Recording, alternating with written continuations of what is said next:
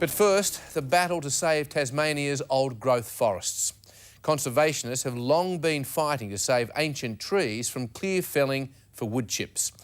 But now the Tasmanian government is also under fire for giving its seal of approval to the deliberate poisoning of native wildlife after their forest homes have been cut down. This is your wildlife. Can you see that? Yeah, thanks very much. This is your wildlife dying, Minister. Do you mind? We're cutting down 400-year-old trees to turn into wood chips, mainly for foreign export. That's bad enough. You're being ridiculous, Minister. This is your wildlife dying. Why don't you have a look at it? Have a look at it. Then we're poisoning the poor animals that lived in those forests in a cruel and evil, horrid way. Aren't you embarrassed by this? Have a look at it. Well, you want to conduct the interview here, you want to conduct it sensibly? And I've tried to conduct this interview sensibly. It begins with the clear felling of old-growth forests. And it ends with this, the destruction of native wildlife with a poison known as 1080. Here in Tasmania, it's totally legal, and greenies like Olivia Newton-John are seeing red. It's bad enough they've lost their homes, and it's tragic that they're coming back looking for food. But what an insult to injury to make them tame by giving them carrots and making them feel safe and then poison them at the end of it. To me, that's cruel. It's criminal. We use 1080 to regulate the population of browsing animals. To kill wildlife. Well, to regulate the population of browsing animals. Which is to kill wildlife. To regulate the population of browsing animals. Elsewhere in Australia, native animals like wombats, wallabies and possums are protected by law. But in Tasmania, the man who says they're fair game is Paul Lennon, Minister for Forests and Deputy Premier. Are you proud of the fact that your policies are killing Australian native wildlife? Our policies aren't killing Australian native wildlife. I beg to differ. Well, do you? So Yeah. You know about what's happening in Tasmania then? Absolutely I do. Right, well, you're wrong. Why am I wrong? You're wrong. Our policies are sustainable. You allow? We have the best environmental record of any state in Australia. Lots of other records too. Hand in hand with a company called Guns, record clearing of native and old-growth forests, which means record export of wood chips. In their place, record investment in plantation timber, recognised by the tax office, which means you, dear taxpayer, are partly subsidising it. And for Guns, listed on the ASX, a record share price. I think the Tasmanian government's record on conservation is absolutely appalling. John D is from Planet Ark. He says the wilderness to wood chips approach is all about government, guns and money. This is what it's all about, seedlings. They're chopping down 400-year-old old-growth forests and they're replacing them with these kind of seedlings to grow plantations. And the problem is when they put these seedlings in, the animals eat them. So that's why they're laying down carrots for a couple of weeks to get the animals in and eat the carrots. On the third week, Guns are then giving them poison carrots, so the animals die an awful death, and then these seedlings can actually grow into fully grown plantation trees. What sort of death is it?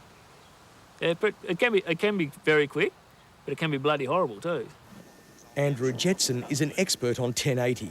It was his job to lay baits to kill wildlife. The bulk of them was wallaby.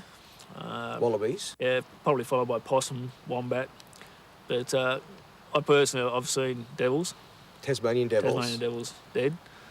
And the occasional owl. Did you feel guilty? Yeah, I'd have to say, yeah, for sure. Now the tables have What sort of turned. deaths do you think Andrew they and his family have lost 6 dogs to 1080. They died eating poisoned wildlife. I'm hoping they're looking for alternatives because it really is an ugly death.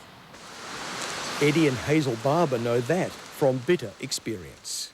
It was shocking to watch him because he was throwing convulsions and moaning and whimpering. Mac had eaten a poisoned wallaby.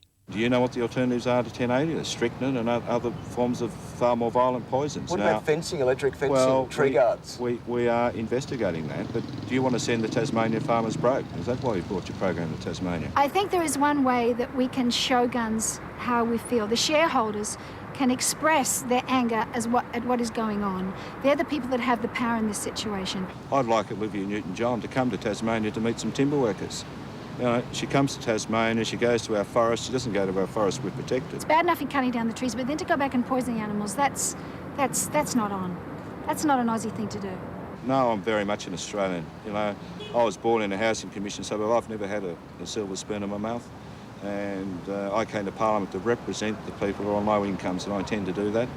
The CEO of Guns, John Gay, wouldn't be interviewed, so we couldn't talk to him about letters like this.